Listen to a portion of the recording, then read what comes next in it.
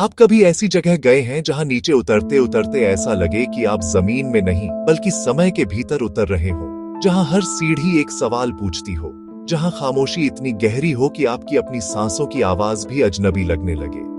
राजस्थान की तपती धरती में मौजूद एक ऐसी संरचना जो आज भी इंसानों से पूछती है, क्या सच में हम आधुनिक होकर ज्यादा बुद्धिमान हो गए हैं? आज की कहानी है उस जगह की जिसे देखकर लोग कहते हैं, ये इंसानों ने नहीं बनाई, ये किसी और की कृति है।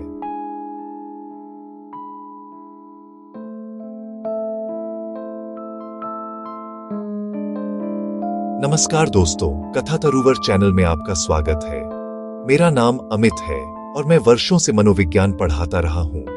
यहां हम सिर्फ कहानियां नहीं सुनाते, बल्कि उन कहानियों के पीछे छिपे विचार, भावनाएं और सच को समझते हैं। ये चैनल आपको लेकर चलता है लोगों के जीवन की सच्ची घटनाओं में, मशहूर हस्तियों की अनसुनी बातें, प्राचीन मंदिरों की रहस्यमयी कथाएं, किलों की वीर गाथाएं, पवित्र नदियों और पुराने शहरों की धड़कती हुई कहानियां। तो आइए एक नई कहानी की शुरुआत करते हैं। तैयार हैं? चलिए शुरू करते हैं। राजस्थान के दौसा जिले के एक छोटे से गांव आभानेरी में स्थित है चांद बावड़ी।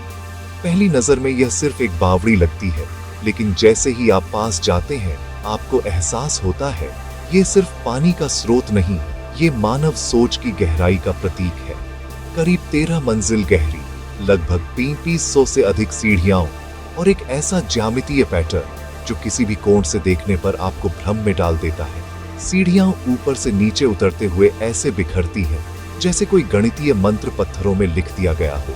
इतिहासकारों के अनुसार इस बावड़ी का निर्माण 9वीं शताब्दी में राजा चांद द्वारा करवाया गया था। उद्देश्य बिल्कुल स्पष्ट था, सूखे क्षेत्र में पानी को सहेजना और लोगों को जीवन देना। लेकिन सच ये है कि चांद बावड़ी ने सिर्फ प्यास नहीं बुझाई, उसने समाज को जोड़ा, लोगों को एक जगह इकट्ठा किया और इंसान को प्रकृति के करीब रखा। यहाँ एक बेहद रोचक तथ्य है, जैसे जैसे आप सीढ़ियां उतरते हैं वैसे वैसे तापमान धीरे धीरे कम होता जाता है, करीब 5 से 7 डिग्री तक। आज हम इसे थर्मल डिजाइन कहेंगे, लेकिन उस समय यह अनुभव किसी चमत्कार से कम नहीं था। अब यहीं से कहानी रहस्य की तरफ मुड़ती है। स्थानीय लोगों की मान्यता है कि चांद बावड़ी एक ही रात में बन गई थी।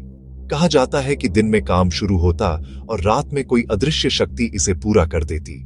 यहाँ बहुत जरूरी है कि मैं आपको साफ साफ बता दूं, यह बात ऐतिहासिक प्रमाणों पर आधारित नहीं है। यह एक लोक कथा है जो पीढ़ियों से चली आ रही है।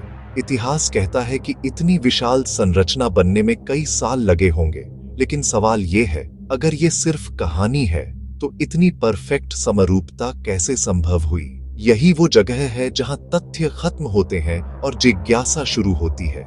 कई लोग बताते हैं कि जब वे अकेले नीचे तक गए तो उन्हें ऐसा महसूस हुआ जैसे कोई उन्हें देख रहा हो। कुछ ने कहा कि उन्हें फुसफुसाहट जैसी आवाजें सुनाई दी। फिर दोहराता हूं, इन बातों का कोई वैज्ञानिक या ऐतिहासिक प्रमाण नहीं है, ये व्यक्तिगत अनुभव है।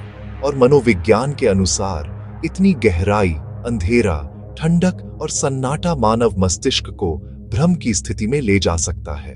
डर हमेशा बाहर नहीं होता, कई बार वो हमारे भीतर पैदा होता है। चांद बावड़ी के पास स्थित है हर्षत माता का मंदिर, जो यह बताता है कि यह स्थान केवल जल संरचना नहीं था, बल्कि आस्था और सामूहिक जीवन का केंद्र भी था।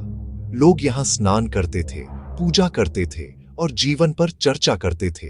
जरा सोचिए, सैकड़ों साल पहले बिना क्रेन, बिना मशीनों, बिना आधुनिक गणनाओं के इतनी विशाल और सटीक संरचना, ये हमें एक असहज सवाल पूछने पर मजबूर करती है। क्या हम प्राचीन लोगों को कम आंकते आए हैं? चांद बावड़ी हमें सिखाती है कि ज्ञान सिर्फ भविष्य में नहीं होता, कभी कभी वो अतीत में हमसे ज्यादा परिपक्व होता है। आज यह जगह फिल्मों की शूटिंग का हिस्सा है, पर्यटन स्थल बन चुकी है, लेकिन इसकी आत्मा अभी भी वही है, खामोश, गहरी और सवाल करती हुई। जो यहाँ आता है वो सिर्फ तस्वीरें नहीं ले जाता, वो अपने भीतर एक सवाल लेकर लौटता है। और शायद यही इस जगह की सबसे बड़ी ताकत है।